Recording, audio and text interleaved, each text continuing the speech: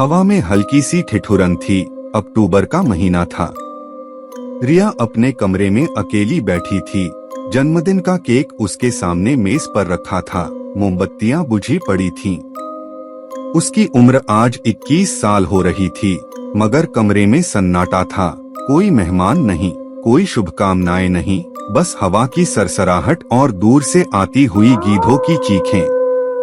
उसके माता पिता 1 साल पहले एक कार दुर्घटना में मारे गए थे। रिश्तेदार दूर थे, दोस्त भी व्यस्त थे, किसी को उसके जन्मदिन की याद नहीं थी। रिया ने आंसू पोंछे और केक का एक टुकड़ा उठाया। अचानक कमरे की रोशनी चली गई। कुछ सेकंड के बाद कमरे के कोने से एक लौ जली। रिया ने देखा तो एक बुढ़िया महिला खड़ी थी। उसके हाथ में जलती हुई मोमबत्ती थी। बुढ़िया ने धीरे से कहा, जन्मदिन मुबारक हो बेटी। रिया डर के मारे बोल नहीं पाई। बुढ़िया आगे बढ़ी और केक के सामने खड़ी हो गई।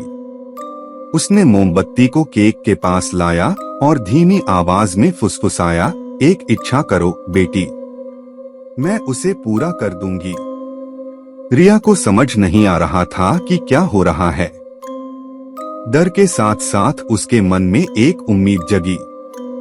उसने अपनी आंखें बंद कर लीं और मन ही मन एक इच्छा की, काश मेरे माता पिता फिर से मेरे साथ होते। आंखें खोलने पर उसने देखा कि मोमबत्ती बुझ चुकी थी और बुढ़िया गायब हो चुकी थी। रिया घबराकर उठी और कमरे में रोशनी जलाने के लिए दौड़ी। रोशनी जली तो उसने देखा कि केक पर मोमबत्तियां फिर से जल रही थीं और उनके बगल में एक छोटा सा नोट रखा था।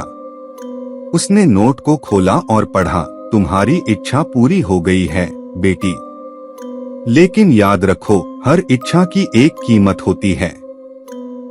रिया का दिल जोर से धक धक करने लगा। वह दौड़कर बाहर निकली और अपने माता पिता के कमरे में गई।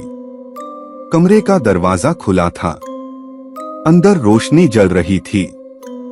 रिया ने कमरे में झांका।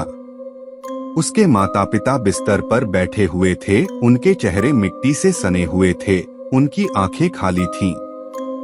वे दोनों रिया की तरफ देख रहे थे। उनकी आवाज में एक भयानक ठंडापन था, जन्मदिन मुबारक हो बेटी, अब हम हमेशा के लिए तुम्हारे साथ रहेंगे। रिया चीख उठी। वह घबराकर पीछे हटी और दरवाजा बंद कर लिया। वह कमरे में अकेली थी। जन्मदिन का केक अब बेकार हो चुका था। मोमबत्तियां बुझ चुकी थीं और कमरे में सिर्फ सन्नाटा और एक भयानक एहसास रह गया था। उसने अपनी इच्छा पूरी की थी, लेकिन उसे एहसास हुआ कि उसने जो पाया है उससे कहीं ज्यादा खो दिया है।